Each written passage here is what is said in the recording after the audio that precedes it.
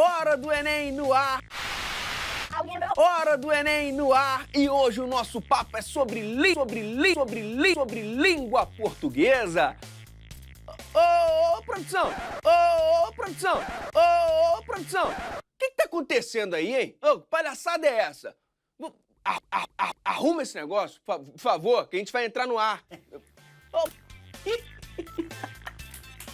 para com isso! Para! Tá travando tudo por quê? Eu posso fazer isso o dia inteiro. Mas quer saber? Vou rodar a vinheta.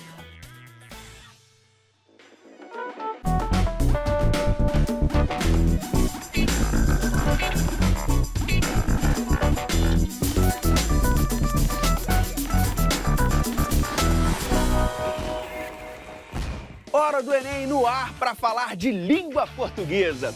Perdeu algum episódio? Não precisa ficar triste, é só acessar nosso canal youtube.com/TV Escola. Não esquece de se inscrever. Ela disse que ia voltar e voltou. Professora Assonilde Negreiros, por gentileza. E aí? Tudo bem? Tudo bem? É isso aí, bem-vinda mais uma vez, professora. Muito obrigado pela presença. Muito obrigada, estou aqui honrada. Professora, vamos lá. Você, de Imperatriz do Maranhão, vale reforçar isso. Você gosta, eu gosto também. Claro. É isso aí. Claro, Imperatriz Maranhão. o EMA Sul. É isso aí. Professora, como está a preparação dos seus alunos para o Enem? Então, estamos no ritmo, no foco de domingo a domingo, simulados, oficinas de matemática, oficinas de redação, monitoria de ciência da natureza, e é ritmo, é foco, é Enem, é buscando mais para que ele seja mais sempre. Professora, qual é a maior dificuldade do pessoal quando o assunto é língua portuguesa? Não só língua portuguesa. Posso dizer que em todas as áreas do conhecimento, mas vamos delimitar, filtrar para... Língua portuguesa. Tem que puxar para o meu lado. Leitura. Leitura? Leitura. É a principal dificuldade. É a principal dificuldade. Ler e entender o que se pede. Isso, falando sério agora, em todas as áreas do conhecimento. Alguns não conseguem abstrair essas ideias de uma questão de matemática. Isso é Brasil, hein? Em todo o Brasil.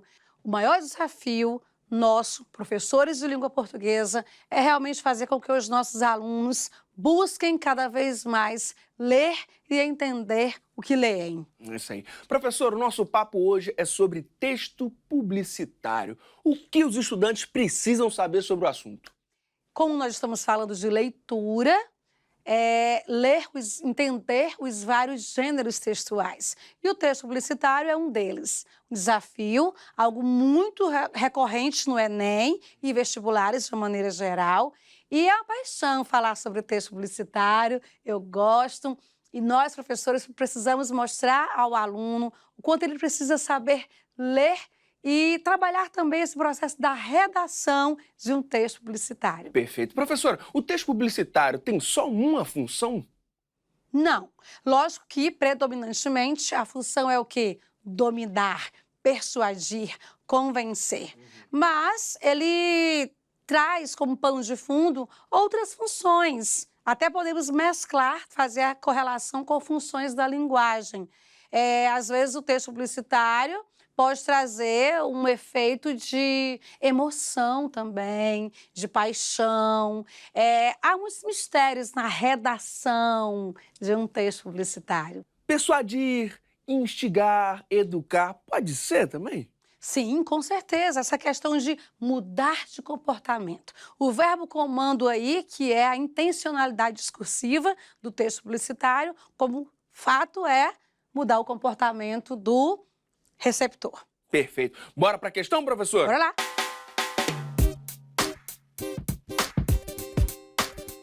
Tá aí, questão 123 do Enem de 2016, caderno azul, segunda aplicação. Professora, tá contigo, fica à vontade. Vamos lá. Descubra e aproveite um momento todo seu. Quando você quebra o delicado chocolate, o irresistível recheio cremoso começa a derreter na sua boca, acariciando todos os seus sentidos. Criado por nossa empresa. Paixão e amor por chocolate desde 1845. Olha como que o comando foi dado pela banca Enem. O texto publicitário tem a intenção de persuadir o público-alvo a consumir determinado produto ou serviço. Nesse momento, já vemos que a banca, no enunciado, já deu a metade da resposta para o aluno. Olha aí. Porque ela já trabalhou toda a questão conceitual, já deu o comando. O texto publicitário já deu o gênero, tem intenção disso, ou seja, já trabalhou toda a proposta conceitual. No anúncio, essa intenção assume a forma de um convite, estratégia argumentativa linguisticamente marcada pelo uso de letra A, conjunção quando, letra B, adjetivo irresistível, letra C, verbo no imperativo, descubra, letra D, palavra do campo afetivo, paixão, letra E, expressão sensorial acariciando. Então, observe que a banca procurou trabalhar muito bem a forma argumentativa para o público-alvo, no caso o consumidor, adquirir o produto. Sim. E a banca mesclou também, como pano de fundo, gramática. Não diz que é gramática, mas quer queira, quer não, Tem mesclou... Ali, tá ali. Está aí, mesclou no texto publicitário, na interpretação de texto, funções da linguagem. É muito interessante como o professor pode explorar essa questão em sala de aula. Funções da linguagem, classes gramaticais, interpretação de texto, gêneros textuais e assim seguimos. Voltando para a questão do gabarito, quando a banca do Enem pediu no anúncio, essa intenção assume a forma de um convite. Estratégia argumentativa linguisticamente marcada pelo uso de. Ora, se é convite, a intenção é o quê? Convencê-lo de algo. Certo. A adquirir o produto, a comprar o produto. Qual é a marca gramatical predominante para você tomar alguém para si, para você convencer? Verbo no modo imperativo. Compre, beba, use, faça, descubra... seja, leia e assim sucessivamente. Então, para sermos bem objetivos, até porque essa questão foi classificada como questão fácil, ok?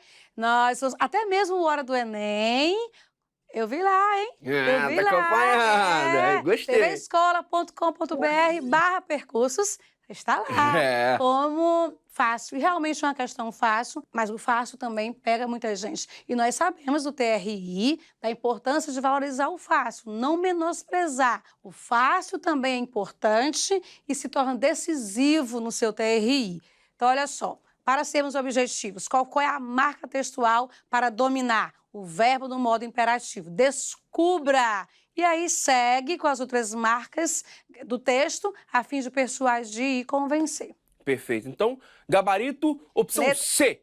Verbo no imperativo, tá ali entre parênteses, descubra. Professora, chega mais, vem cá na frente.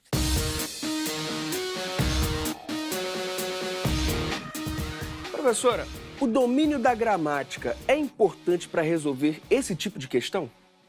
A gramática, como nós já fizemos no outro programa, tem a sua relevância, tem o seu poder, tem todo o seu destaque. No caso da questão anterior, como o texto é predominantemente, na verdade ele é todo verbal.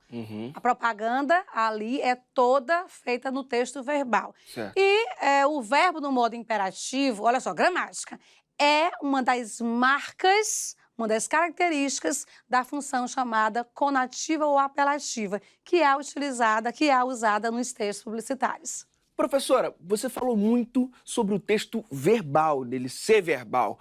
Quais são os outros tipos de textos? Por que eu falei muito sobre isso, Lange? Porque, às vezes, algumas pessoas têm a visão de texto exclusivamente palavras. E o nosso desafio, como professores de língua portuguesa, é trazermos para o nosso aluno um conceito muito mais amplo de o que é ler e de o que é texto.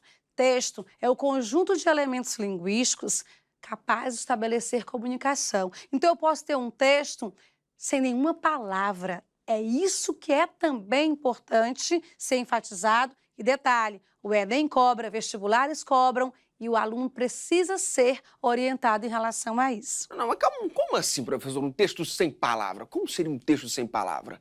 Quando nós falamos que o texto é um conjunto de elementos linguísticos capaz de estabelecer comunicação, o grande desafio é mostrar para o aluno os outros signos linguísticos.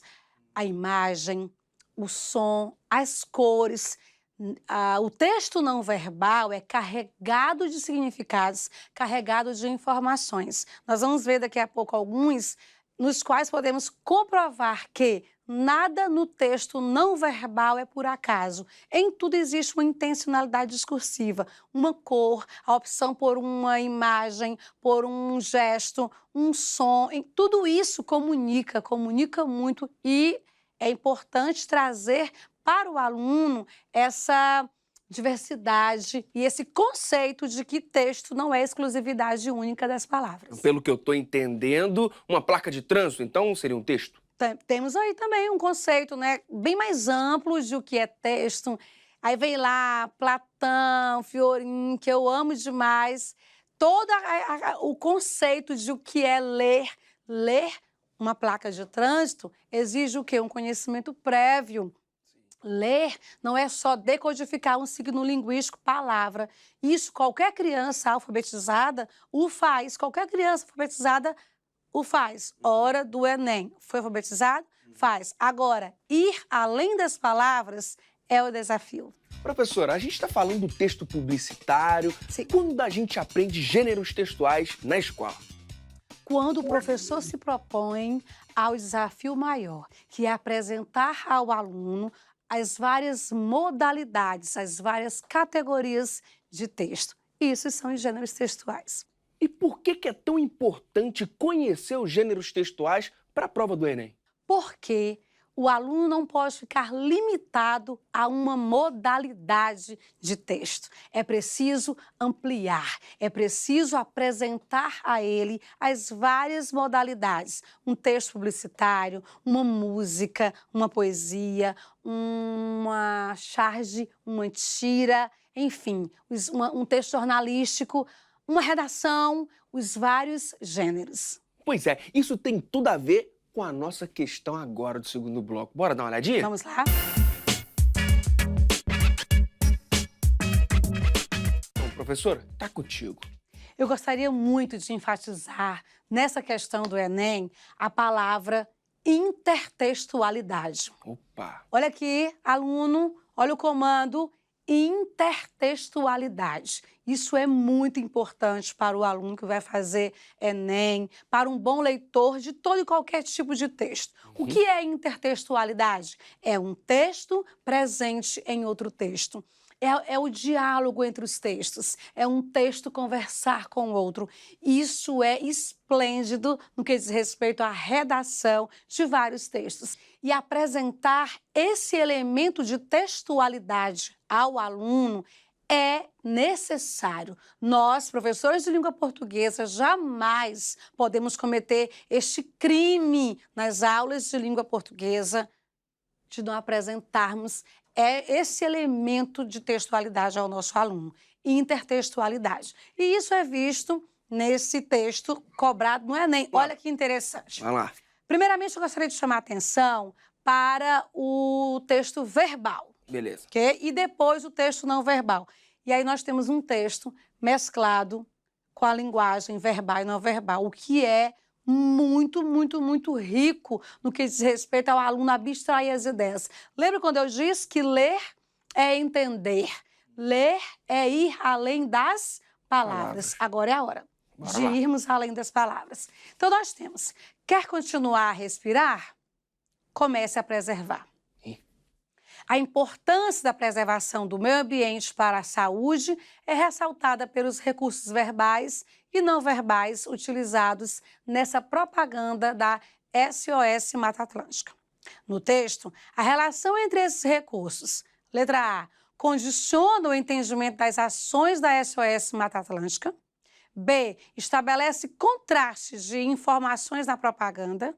C, é fundamental para a compreensão do significado da mensagem. D, oferece diferentes opções de desenvolvimento temático. E, propõe a eliminação do desmatamento como suficiente para a preservação ambiental. Então, vamos lá. Bora. Aqui o aluno tem de acionar o texto verbal e o texto não verbal. Não é à toa que a banca escolheu tal texto para fazer o aluno correlacionar a leitura. Muito bem. Sim. Primeiramente, agora no segundo plano, vamos ver o texto não verbal. Bora lá. O que nós temos no texto não verbal? São as árvores ali de As- lado, lembram também pulmões. As árvores estão em que plano? Elas estão deitadas? Estão deitadas, exatamente. Ou estão de seja, lado. desmatamento. Destruiu. Olha a correlação. Quando ele diz, quer continuar a respirar, começa a preservar. Por que escolheu o verbo respirar? Lembra, nada no texto é por acaso. Em Exatamente. tudo existe uma intencionalidade discursiva. E aí nós podemos observar no jogo de palavras, de ideias e de imagem. Quer continuar a respirar? Que imagem nós temos ali como pano de fundo as árvores? Pulmões. Nós temos a menção aqui, por falar em respiração, Pulmões. pulmões, ótimo. E o que são os pulmões? São os órgãos do sistema respiratório responsáveis pelas trocas gasosas entre meio ambiente e o sangue. E qual a principal função dos pulmões? Oxigenar o sangue e eliminar o dióxido de carbono do corpo. Olha aí. Então, observe a correlação. Um pulmão com infecção leva a quê? A fatalidade, Sim. a morte. Então, quer continuar a respirar? Começa a preservar. A preservação do meio ambiente está em evidência. Que se você não preservar, é lógico que a tendência é você não respirar tão bem. Os pulmões daqui a pouco não vão mais dar conta. E realmente, acabou. É fatalidade. Então, a importância de o aluno mesclar o texto verbal e não verbal no processo da leitura. Outro detalhe, as cores. Por que a banca escolheu como pano de fundo realmente essa cor? Lembra? As cores comunicam, dizem muito. O texto não verbal é carregado de significados. Por que esse fundo, esse pulmão, fora do padrão, do convencional de um pulmão? Preto, nebuloso, cinza, meio ambiente, Tudo tem desenvolvimento sentido, né? sustentável. Tudo faz sentido. Tudo faz sentido. Então, a tendência, se você não preservar, é seus pulmões ficarem tais quais as árvores, caídas, mortas, enfim. Precisamos preservar o meio ambiente. Bacana. E o texto trabalhou muito bem. Agora, voltando para a resolução. Bora lá. Vamos para a resolução. Olha o que a banca do Enem deu. A importância da preservação do meio ambiente para a saúde é ressaltada pelos recursos verbais e não verbais utilizados nessa propaganda da SOS Mata Atlântica. No texto, a relação entre esses recursos, letra A, quer dizer que os recursos aí condicionaram o entendimento das ações, quer dizer que o entendimento das ações da SOS Mata Atlântica é condicionado pelo texto verbal e não verbal? Não. A ação é outra história. B, estabelece contraste de informações da propaganda. Há contraste? Não. Pelo contrário, há uma correlação entre o texto verbal e não verbal. Sim. Fora a letra B. E a letra C? É fundamental para a compreensão do significado da mensagem. Nós estamos falando de quê? Do texto verbal e do texto não verbal. Essa correlação entre o verbal e não verbal, como ele diz, a relação entre esses recursos do texto verbal e não verbal, realmente é o que diz aí em relação à letra C. É fundamental para a compreensão do significado da mensagem. Perfeito. Então, gabarito letra C. C. Show de bola. Questão bonita, né, professora? Muito bonita, é apaixonante. E me permita a questão da repetição. Professores de língua portuguesa precisam levar para a sala de aula textos verbais e não verbais, trabalhando a questão da intertextualidade. Eu comecei meu trabalho neste ano já levando a intertextualidade na propaganda, nas músicas, nas charges, a fim de fazer com que o meu aluno leia muito mais. Perfeito. Chega mais, professora. Vem cá pra frente.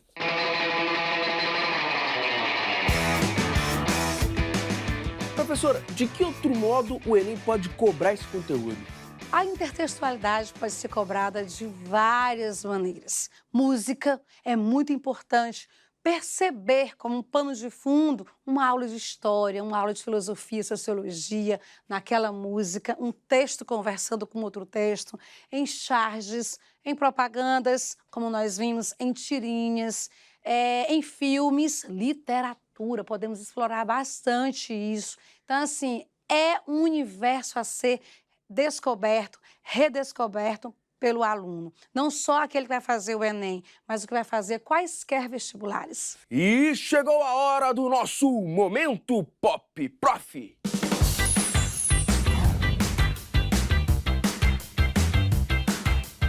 Professora, quem tem um problema tem dois?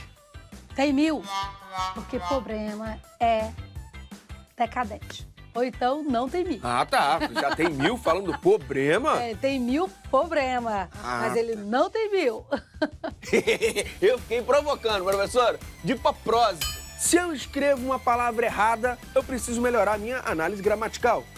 Logo, se eu penso errado, eu preciso de uma psicanálise gramatical? Penso, logo existo. Passa pra outro. Você não acha terrível que em pleno século XXI ainda haja orações subordinadas? Existem também as coordenadas. E daí? Não, mas elas são subordinadas em pleno século XXI. Essa coisa de subordinação, não está na hora de... Mas é uma miscigenação de orações, é uma mistura. E você põe coordenadas, põe independentes, põe assindéticas, põe sindéticas. As subordinadas estão ligadas à oração principal e o texto fica perfeito. Não, eu quero saber quando é que as orações subordinadas vão se rebelar.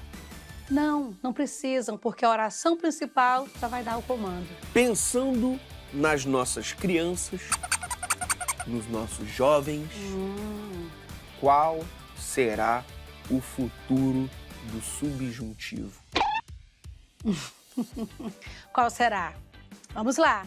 Será com as expressões auxiliares. Quando eu estudar, se eu estudar mais, quando eu vir a minha nota da redação do Enem, não é quando eu ver, hein? Quando eu vir, futuro do subjuntivo.